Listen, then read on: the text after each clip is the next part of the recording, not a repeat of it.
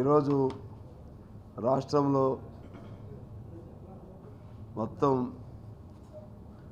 White papers ఆయా రంగాల్లో జరిగినటువంటి గత 10 ఏళ్లలో ఆయా రంగాలు విద్యుత్ కానీ ఇరిగేషన్ కానీ లేకపోతే ఆర్థిక రంగాల్లో జరిగినటువంటి దోపిడీ అనండి లేకపోతే వ్యవస్థలు ఎలా కుప్పకూలాయి అనే అంశాలన్నీ ఇవాళ బయటకు వస్తూ ఉన్నాయి. బయటకు వస్తుంటే దానికి సమాధానం చెప్పవలసిన బాధ్యత కలిగిన బీఆర్ఎస్ పార్టీ వారు దాన్ని వదిలేసి మీ ప్రభుత్వాన్ని ఎప్పుడు కూల్చాలి, ఎప్పుడు కూల్చగలుగుతాం అనే పద్ధతుల్లో గెలిచినటువంటి కాంగ్రెస్ పార్టీకి కనీస సమయం కూడా ఇవ్వకుండా వారు గెలవటం వీరు ఓడిపోయిన ఒక 4-5 రోజుల నుంచే శాపనార్థాలు పెట్టడం మొదలైంది.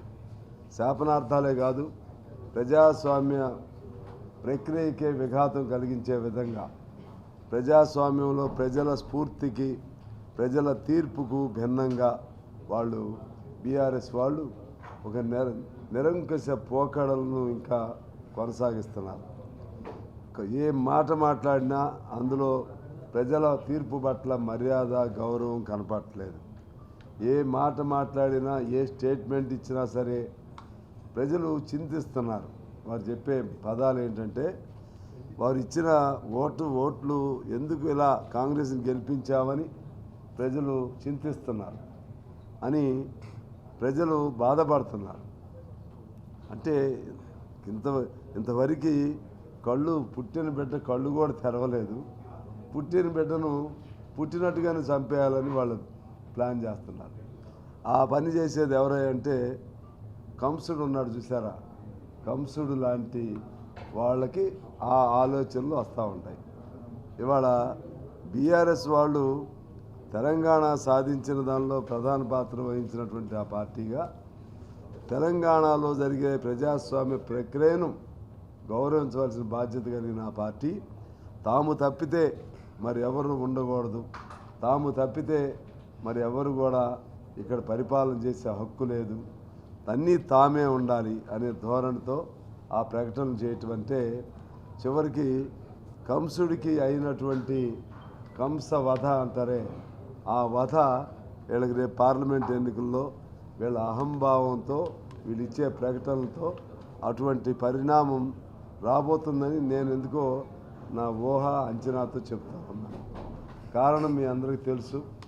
ఇవాళ నీకు బీఆర్ఎస్ అనే పార్టీ ఎప్పుడైతే ఓడిపోయిందో ఆ బీఆర్ఎస్ కకావికలు మొదలయ్యాయి, బీఆర్ఎస్లో లుకలుకలు మొదలయ్యాయి.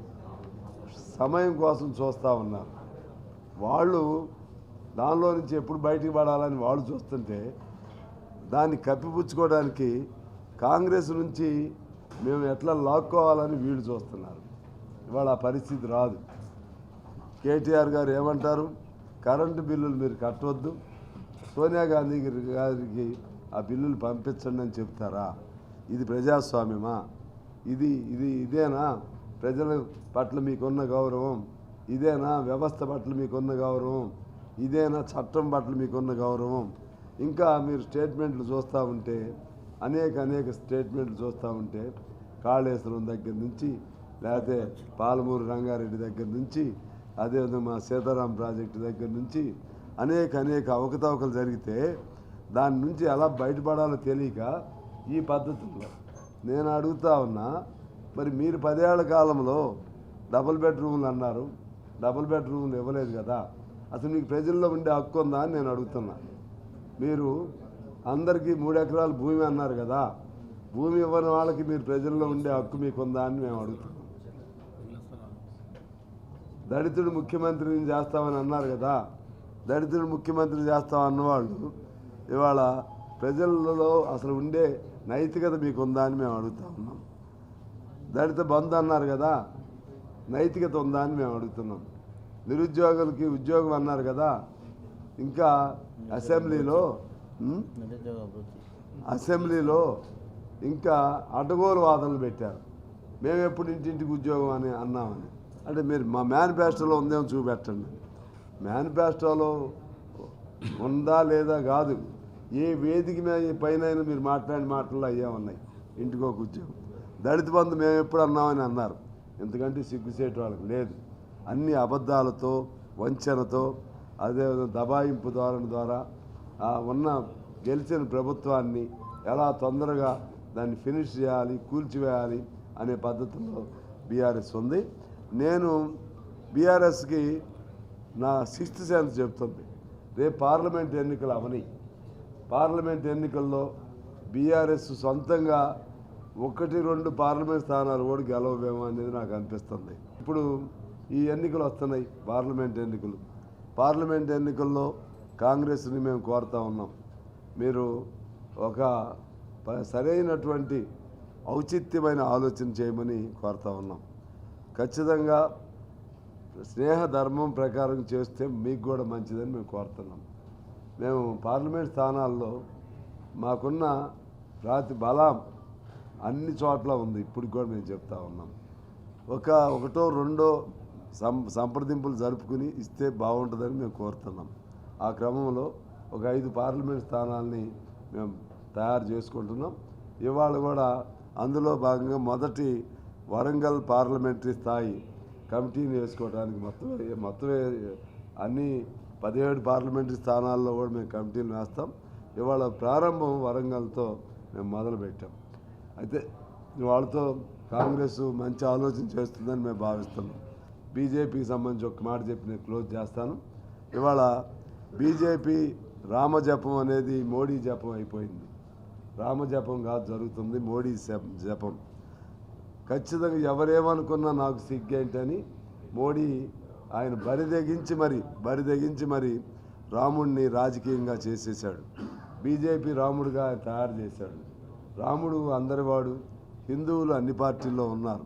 కానీ వాళ్ళు చేస్తుంది ఏంటంటే మొత్తంగా ఆచార్యులను పక్కన పెట్టారు, మఠాధిపతులను పక్కన పెట్టారు, లబ్ధ ప్రతిష్ఠులైనటువంటి వాళ్ళని పక్కన పెట్టారు, అద్వానీ లాంటి వాళ్ళని, సరే అద్వానీ అంటే పొలిటికల్గా దాన్ని పక్కన పెట్టారు, శాస్త్ర పద్ధతుల్లో శంకరాచార్యులని లేకపోతే ఇతర వాళ్ళందరూ పక్కన పెట్టి తనే ఆచార్యుడయ్యాడు, తనే పూజారి అయ్యాడు, తనే నాయకుడయ్యాడు, తనే ప్రధానమంత్రి అయ్యాడు.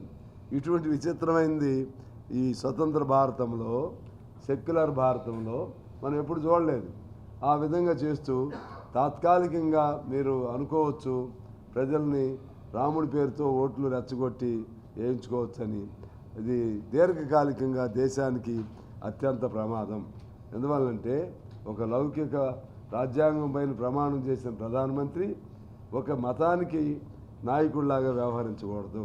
అన్ని హిందూ మతాన్ని, రాముడిని, అది ఏ పద్ధతుల్లో అయినా సరే అందరూ గౌరవిస్తారు. అదేవిధంగా అల్లాని అందరూ గౌరవిస్తారు, జీసస్ని అందరూ గౌరవిస్తారు. మన వ్యవస్థ అది, మన వ్యవస్థే ఆ విధంగా వేళ్ళూరుకుని ఉన్నది. సర్వ మతాలు, సర్వ జాతులు, సర్వ ధర్మాలు, సర్వ భాషలు, అనేక సాంప్రదాయాలతో కూడిన భారతదేశం ఇది. దీన్ని వన్వేగా ఆ విధంగా రాజకీయం కోసం చేయటం అనేది ఇది రాముడికి మంచి కాదు. అది నీకు పుణ్యం రాదు. నువ్వు చేసే పాప పనులకి నువ్వు నమ్మిన ఆ స్వర్గం రాదు నీకు. నువ్వు రేపు ఖచ్చితంగా నరకలోకంలోకి వెళ్తావు మీ నమ్మకం ప్రకారం అని తెలియజేస్తూ మీ అందరికీ హృదయపూర్వక నమస్కారాలతో సెలవు.